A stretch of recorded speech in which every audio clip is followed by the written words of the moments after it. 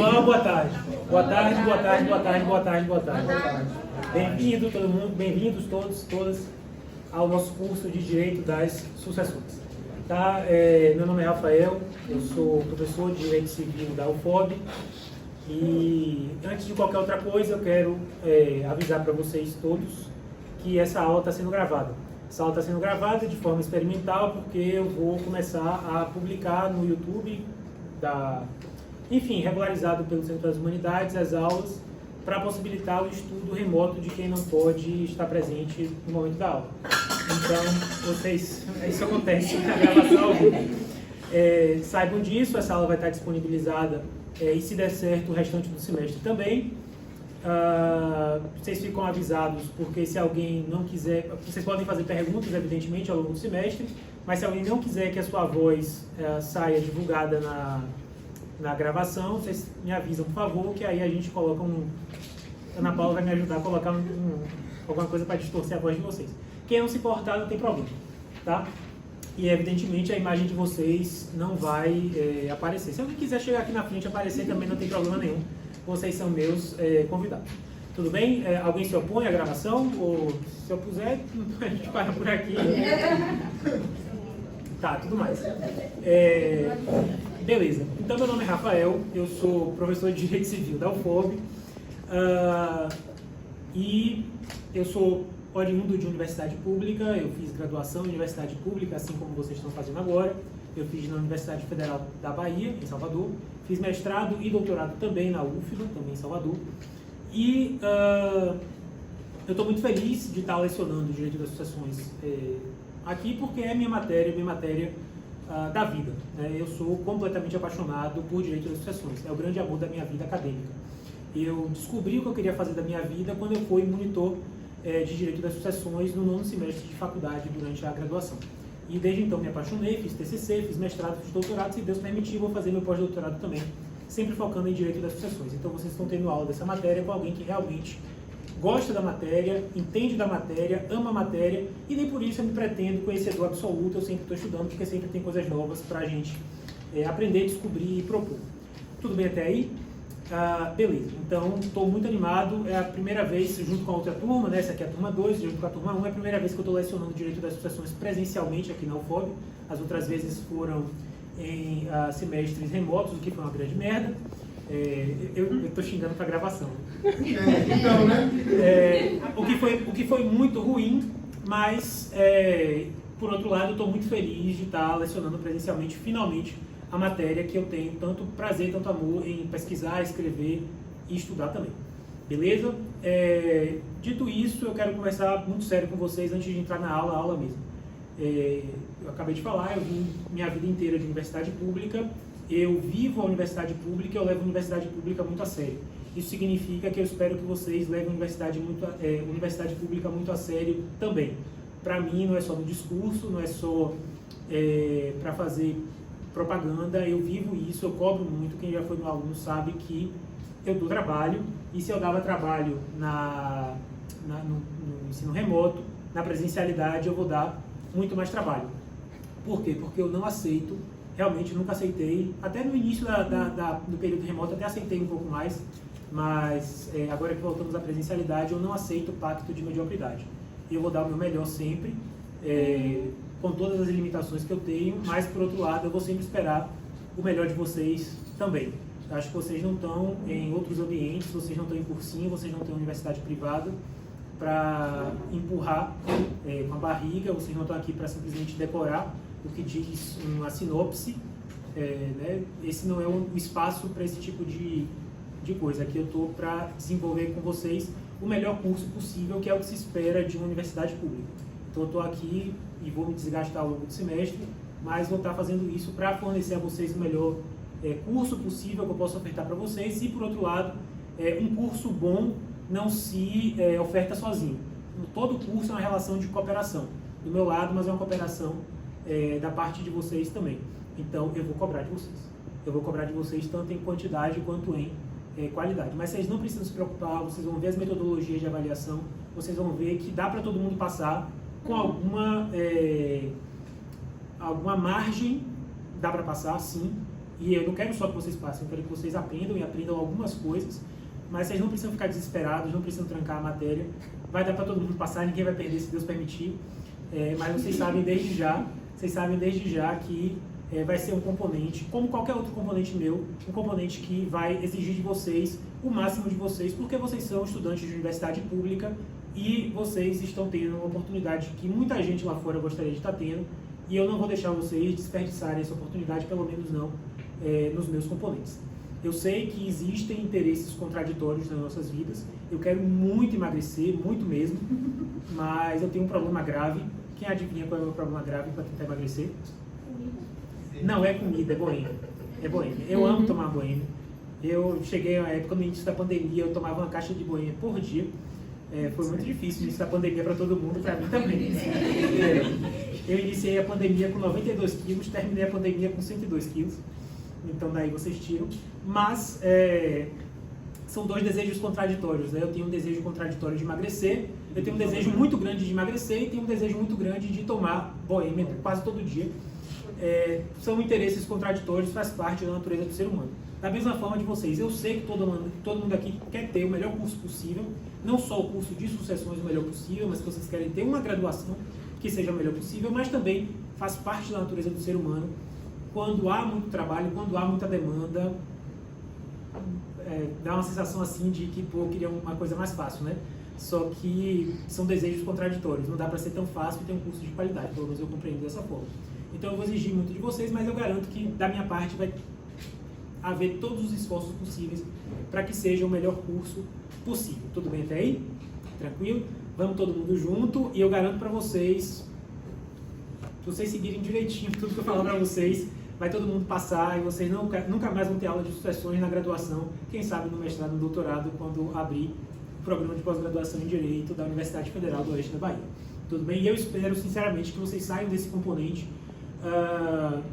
com tanto... Eu tenho amor de verdade por esse componente, muito mais do que pelos outros. Quem vai ser meu aluno em responsabilidade civil vai ver que eu detesto a responsabilidade civil por alguns motivos. Não é porque é chato. Contratos eu não gosto porque é chato pra cacete.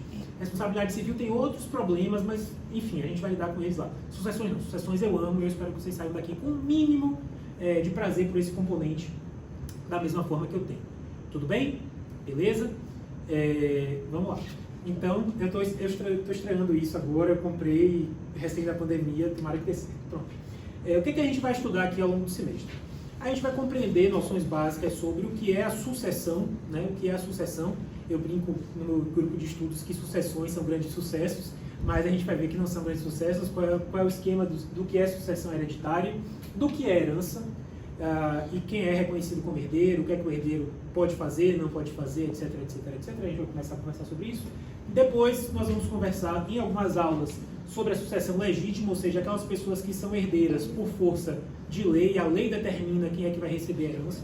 Depois vamos estudar sobre sucessão testamentária, a gente vai compreender quem pode fazer testamento, o que é que pode ser incluído no testamento, quem pode ser nomeado por testamento, quais são os requisitos de validade do testamento, quais são os problemas relacionados aos efeitos do testamento, a gente vai tratar tudo isso no momento adequado. E por fim a gente vai falar sobre o processo no qual a herança vai ser efetivada e devidamente partilhada entre os diversos sucessores através dos procedimentos de inventário e partilha. Tudo bem? Então essa vai ser a trajetória. Eu queria muito que esse fosse um componente de 60 horas, eu lutei demais para que esse fosse um componente de 60 horas, é apenas de 30. Uma pena, mas tudo bem. É uma pena porque tem muita coisa muito boa para se falar sobre isso e é uma matéria do direito, falando muito sério com vocês, é uma matéria do direito que eu não sei se aqui tem muitas pessoas interessadas em seguir na advocacia, mas que é uma matéria do direito que tem um potencial de empregabilidade imenso, porque todo mundo morre e todo mundo precisa passar por um processo de inventário. A gente vai ver que até que não deixa nada, pode ter o seu inventário chamado inventário negativo. Então é um ramo do direito que tem um potencial de captação de clientela significativo e, por outro lado, é um ramo do direito em que pouca gente sabe atuar. Isso eu vi dos meus anos trabalhando em vara de família, isso eu vejo todos os dias conversando com colegas que precisam de apoio, isso eu vejo todos os dias conversando com profissionais, magistrados, membros do Ministério Público que atuam na área de família. existem poucas pessoas que sabem efetivamente trabalhar na área de sucessões, que dominam efetivamente o direito das sucessões e que sabem lidar com o processo de inventário e realizar uma partilha de forma adequada. E isso é público e notório. Falta profissional capacitado para fazer isso. Inventário é um processo demorado, ponto. A gente vai conversar sobre isso. Mas o inventário tem os problemas da justiça, claro, mas tem um problema significativo, que é o quê? A má qualidade dos profissionais que se propõem a trabalhar com isso sem saber o que estão fazendo. Então, eu estou dando aqui para vocês uma oportunidade de saírem do mundo profissional, tendo uma noção mínima e certamente superior ao de muita gente aí fora já formada em relação a trabalhar com essa área que tem uma demanda, repito, profissional muito significativa e que é um potencial de trabalho bom, principalmente se vocês souberem fazer um bom trabalho. Para além disso, como eu falei, é um componente de 30 horas, contra a minha vontade, mas eu anualmente oferto 2 cursos de aprofundamento em direito das sucessões que eu recomendo fortemente. Eu oferto um curso em testamentos, porque o tempo que a gente tem para falar de sucessão testamentária é muito pouco para aprofundar em testamentos, e oferto também um curso de extensão em inventário e partilha para trabalhar com profundidade os aspectos processuais que a gente não tem tempo para falar aqui no componente. A gente vai ter 2 aulas no máximo para falar sobre inventário e partilha. Eu, por outro lado, oferto um curso de 60 horas. Está aberto, né? Não, esse ano não vai ter, esse ano vai ter de fatos e atos jurídicos, porque é uma demanda antiga para o pessoal trabalhar nulidade, anulabilidade, prescrição, decadência. Já é uma demanda de alguns anos, a última vez que eu ofertei foi em 2020. Mas no ano que vem, novamente, volta a oferta em fevereiro, salvo engano, de testamentos, em agosto, salvo engano, o de inventário. Eu recomendo fortemente e ainda há a possibilidade de vocês aproveitarem o curso de extensão como matéria optativa para integralização de carga horária. Ana Paula fez isso, inclusive. Por sinal, eu tenho 2 monitoras, Ana Paula, que é bolsista, Nicole, vocês conhecem Nicole? Todo mundo conhece Nicole, né? Nicole, que não está aqui, mas estará em outras oportunidades, as 2 são as monitoras do componente. Vocês podem recorrer a elas nos horários lá estabelecidos por elas. Hoje eu vi a Ana Paula dizendo que tem que respeitar o horário, a jornada de trabalho. Né? A gente vai passar para vocês, a gente está organizando. Eu confio muito nas 2. Eu chamei as 2 para serem monitoras, porque eu confio muito nelas, tanto em relação ao conteúdo em si, mas também ao profissionalismo e à dedicação acadêmica. Então, qualquer dúvida e problema fazendo as atividades, vocês vão ver que haverá algumas atividades, vocês podem recorrer a elas, e também elas ofertarão revisões antes da prova. Tudo bem? Eu confio muito nas 2. Sobre atividades, né? Coisas que todo mundo gosta de fazer. Então, para todo mundo que já foi meu aluno em atividades em componentes passados, vocês já fizeram muitas atividades de reflexão na vida de vocês, né? Tem mais atividade agora, com uma notícia boa. Qual é a notícia boa? São menos atividades, são apenas 2. Olha que maravilha. Castigo do monstro. Olha que maravilha. Olha que maravilha. São 2 atividades apenas. A primeira, que é turma 2, né? A primeira para entregar dia 28 de outubro, já está no sistema, inclusive, para quem quiser dar uma olhada. É aquela atividade 1, né? Exato. A segunda eu ainda vou postar, vai ser para entregar no dia 25 de novembro. Se vocês tiverem alguma dificuldade realizando, repito, procure as monitoras Ana Paula e Nicole. Agora eu falei que a novidade boa era que eram apenas 2, né? A novidade melhor ainda é que são individuais. Então, eu tinha feito várias atividades em dupla, só que aí a atividade dupla originalmente seria para você conversar com sua dupla. Olha, a questão é essa, o que é que você acha? Vamos responder o quê? Mas na verdade, na prática, vocês sabem que funciona como eu faço para 1, você faz a 2, né? Então isso não dá certo, inclusive porque teve gente que me falou até, não, porque eu fiz os estudos dirigidos e minha dupla ficou de entregar as atividades de reflexão. Eu fiz a minha parte e minha dupla não fez a dela. E aí, professor, o que é que eu posso fazer? Sentar e chorar. Né? Não tenho nada com isso. Então, as atividades são individuais, cada um é responsável pela data de entrega, cada um é responsável pelo conteúdo e tudo mais. Então, 2 atividades além de 2 pontos cada um.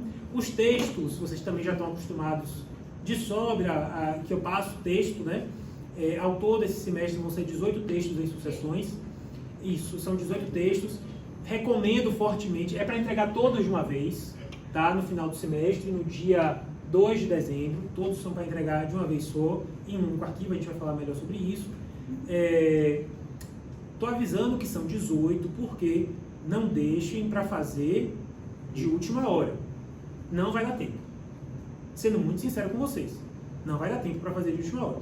Tá tudo dividido, tudo dividido, bonitinho. Tem semana agora, vai ter semana sem, para dar tempo de vocês lerem e fazerem conforme as instruções que eu vou passar daqui a pouco. Estou falando isso muito sério com vocês. Repito, não é para ninguém perder, não quero que ninguém perca. Mas se vocês deixarem para fazer de última hora, vocês não vão dar conta. Falando real, jogando a real para vocês. Tá? Então isso é algo para vocês irem fazendo semanalmente, senão não vai dar tempo. E por fim, nós temos, também são individuais, está valendo 2. E por fim, nós temos uma prova ao final do semestre, no dia 9 de dezembro, se Deus permitir. Por que se Deus permitir? Porque se o Brasil for segundo colocado da chave e passar para as quartas de final, né, para as oitavas e para as quartas, então haverá jogo do Brasil nesse mesmo bate-horário, nesse mesmo, não é no bate-local, mas vai ser dia 9 na hora da prova. Aí dá 10 para todo mundo. A prova vale 6, não tem como dar 10 para todo mundo. E aí eu vou ter que ver o que é que eu vou fazer. Estou torcendo para o Brasil, no mínimo, passar em primeiro lugar, porque aí a quarta de final não vai ser no dia da nossa aula. Foi um parto marcar essas provas, porque para não marcar a prova no mesmo dia de coisas e de sucessões e de responsabilidade civil, porque eu sei que tem pode haver pessoas pegando duas matérias, então eu não queria que a pessoa fizesse 2 provas no mesmo dia.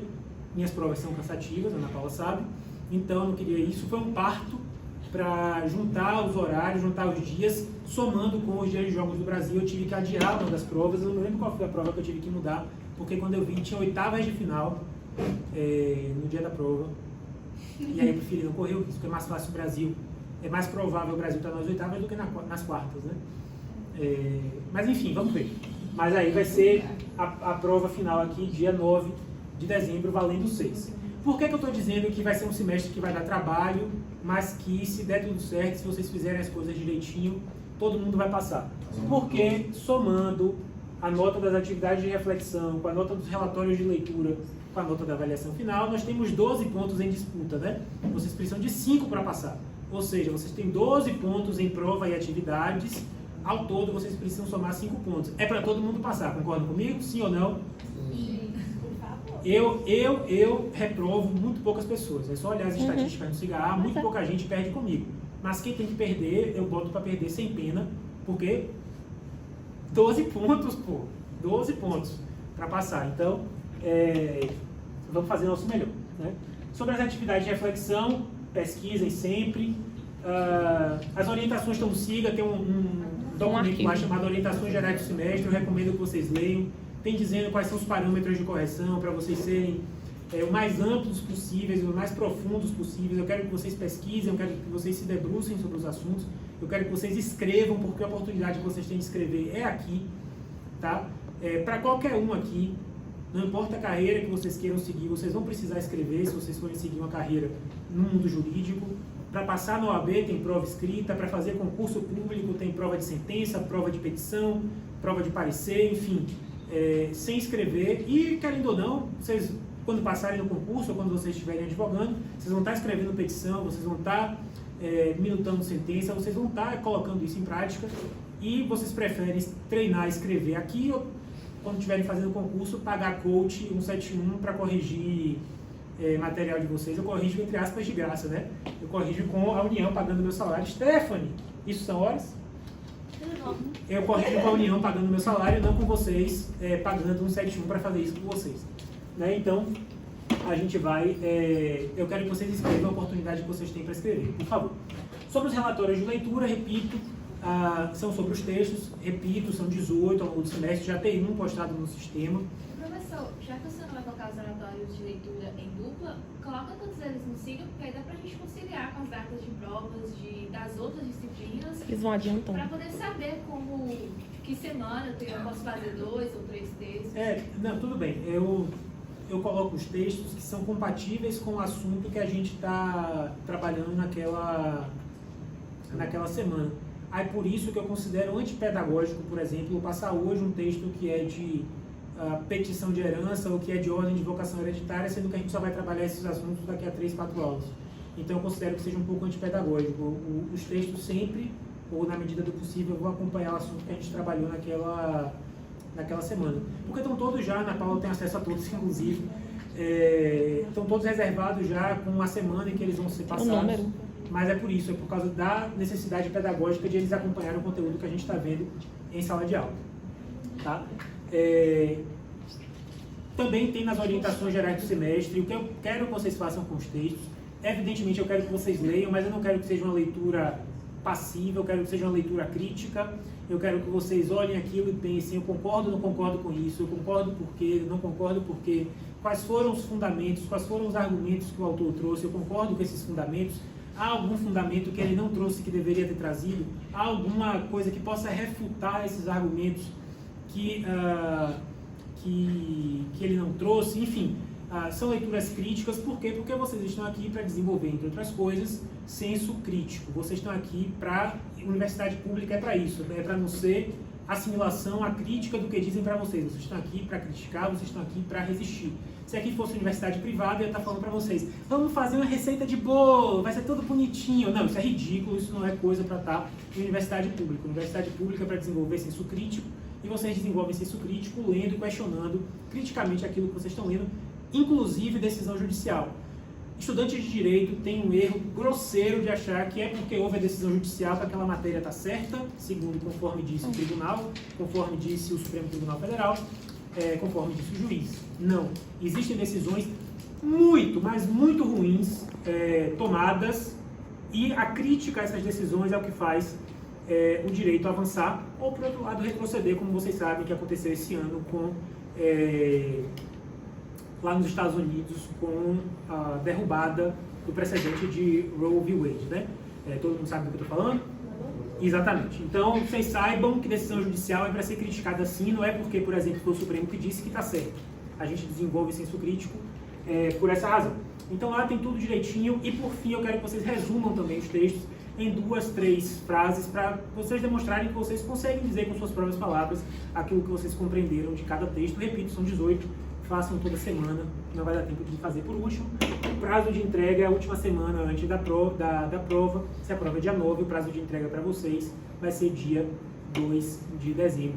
Que, salvo engano, tem jogo do Brasil nesse dia. Vai ser que nem o estudo de legenda, mandar um arquivo só de tudo. Exatamente, um arquivo só. PDF, por favor. I love PDF, tá aí. Deus salve quem criou a Sobre todas as atividades, aqui vale tanto vale para a atividade de reflexão quanto para os relatórios de leitura. Entrega até 23h59 do dia do prazo. Tá? Pelo amor de Deus, respeitem prazo. Eu, semestre passado, fui flexível, até o dia que começaram a abusar demais, e aí eu me tornei inflexível. Né? O pessoal, quando abusa sem pensar duas vezes. Entrega até o prazo. Emergências existem, claro, mas cada vez mais eu peço que sejam emergências muito limitadas, emergências de fato imprevisíveis. Né? O sujeito veio me dizer, professor, porque eu estava de serviço no dia da entrega. Você só descobriu hoje que você estava de serviço? Né? Então, pelo amor de Deus, respeitem o prazo. E, pelo amor de Deus, não plagiem. Vocês que eu falo, estudantes. Não necessariamente estudantes da UFOP. Estudantes. Têm um péssimo hábito de achar que o professor não lê. Eu leio tudo.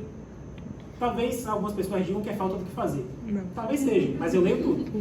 Eu leio tudo mesmo. E você não sabe o quanto é fácil identificar quando a coisa está plagiada. É muito fácil. É muito fácil. Porque vocês são estudantes de graduação. Estudantes de graduação não escrevem da mesma forma como pessoas que estão publicando artigos científicos em periódicos renomados escrevem. Não é diminuindo vocês. São fases distintas da vida. É muito fácil identificar plágio. Muito fácil. Tá? E eu leio tudo.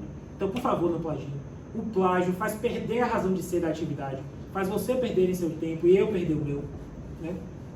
Por isso que, quando a pessoa plagia, eu dou 0. Não dou 0 na questão plagiada, não. Dou 0 em tudo. Tá? Dou 0 em tudo sem pena. Eu não tenho pena de quem plagia. Eu valorizo muito mais quem tenta. Pode até fazer um trabalho ruim, mas tem meu respeito, do que quem plagia. Então, pelo amor de Deus, não plagiem. E sempre que vem um plágio, eu não penso 2 vezes, é 0. Inclusive, 90% das pessoas que perdem as minhas matérias são pessoas que tiveram suas atividades zeradas por causa de plágio. Pouquíssimas pessoas perdem por nota mesmo.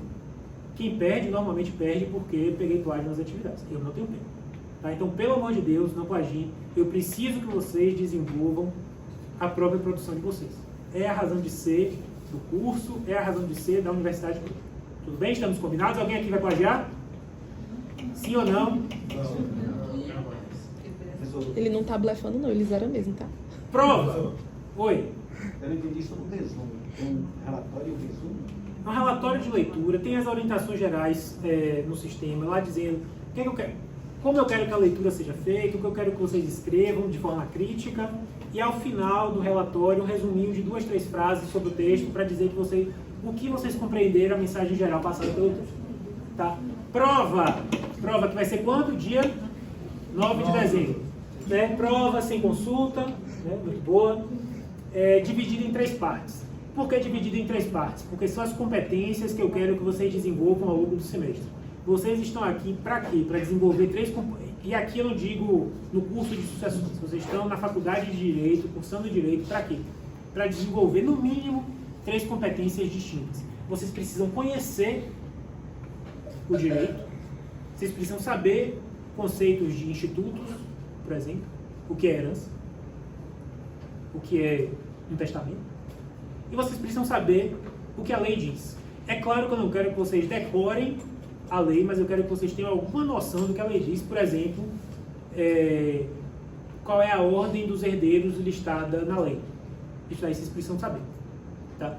Tem uma noção muito clara. Então, essa parte teórica, vocês precisam saber. Vocês precisam desenvolver parte crítica, inclusive é uma das razões pelas quais eu passo tantos textos, para vocês desenvolverem parte crítica, para vocês saberem qual é o estado atual da arte, qual é o estado atual da lei, se vocês concordam, se vocês discordam, quais são os caminhos para melhorar, quais são as perspectivas, enfim. Desenvolver parte crítica, inclusive, é a parte principal que diferencia, vocês de estudantes de universidade privada. Já fui professor durante pouco tempo em universidade privada, e isso daqui falta significativamente em curso de universidade privada. Esse é um grande diferencial de vocês.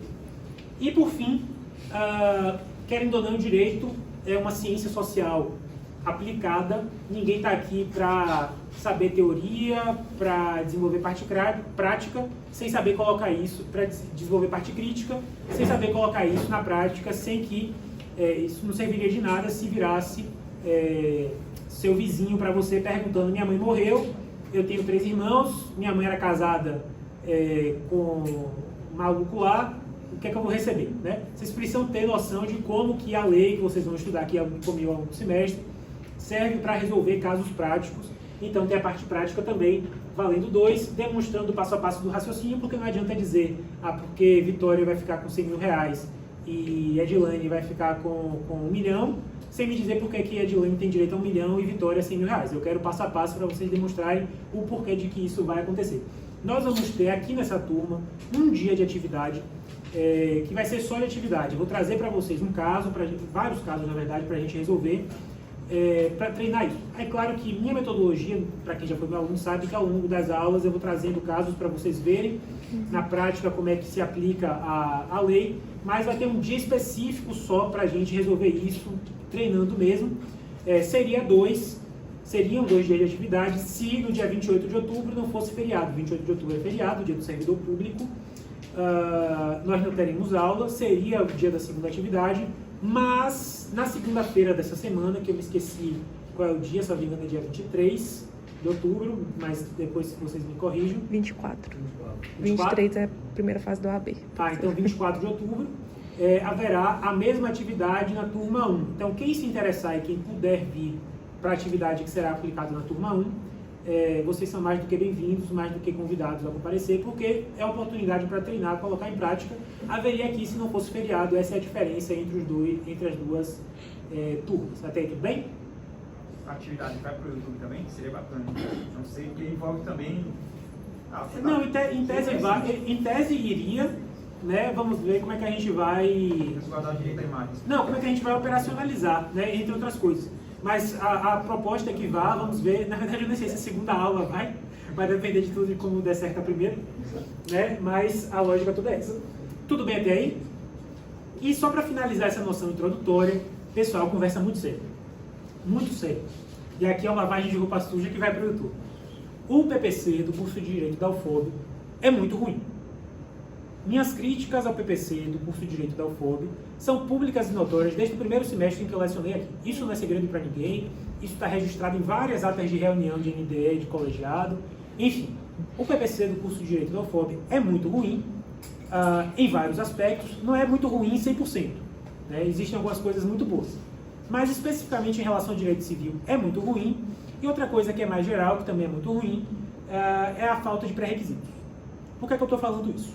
Porque a falta de pré-requisitos, somente uma pessoa maluca, e eu estou falando olhando para a câmera, que não tem a mínima noção do que seja um curso de Direito Civil, coloca um curso de Direito Civil, uma cadeira de Direito Civil sem pré-requisitos.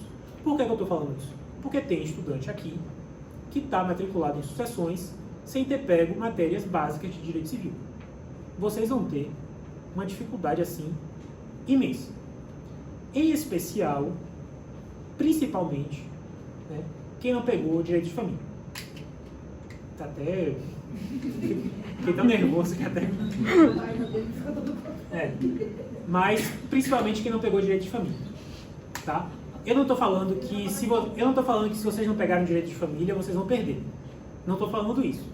Mas o que eu estou falando é, se vocês não pegaram Direito de Família, vocês vão ter uma dificuldade significativa.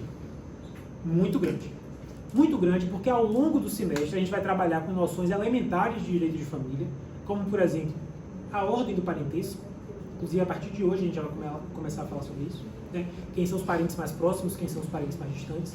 E uma coisa que é muito significativa são as noções e consequências do casamento e da união estável, em especial dos regimes de bens. Por quê? Porque isso interfere diretamente no que é herança e no que não é. A gente vai começar a trabalhar isso hoje, mas vai ser algo que a gente vai trabalhar aqui ao longo do semestre. E que eu vou cobrar de vocês nas atividades e que eu vou cobrar de vocês nas provas. Então eu estou falando que quem não pegou direito de família vai perder? Não. Mas para vocês terem um curso minimamente adequado, tá? Isso serve até para quem já pegou direito de família. Vocês vão precisar revisar. Porque na atividade, na prova, vai estar lá dizendo fulaninho herdou tal coisa, fulaninho casou com tal pessoa, com tantos anos, qual é o regime de bens, qual é a consequência do regime de bens, o que é herança, o que não é. Isso vai ser cobrado de vocês. Tá? Eu preciso disso para não dar um curso superficial.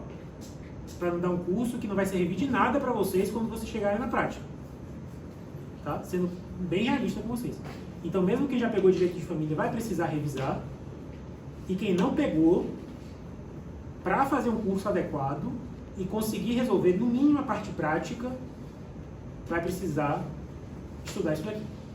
Noções de parentesco e, em especial, regime de bens do casamento e da união estável. Isso daqui é imprescindível. E também é importante, mas que não tem essa importância tão visceral, mas também é muito importante vocês terem noção de posse e propriedade. Afinal de contas, a gente vai estudar hoje que, aberta a sucessão, transmite-se a posse e a propriedade dos bens da herança para os herdeiros.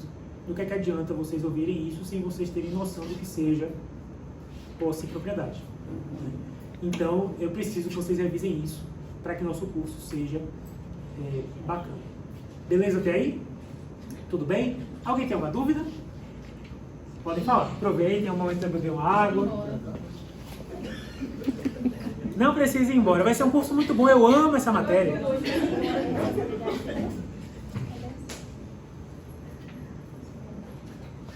E aí, alguma dúvida? Olha como eu sou carismático, hein?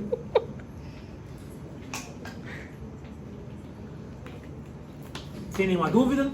Tudo bem? Vai todo mundo passar na matéria, sim ou não? Isso aí. Gosto do otimismo. Também gosto. Eu detesto reprovar as pessoas. Sabe por que eu detesto reprovar as pessoas? Porque elas aparecem.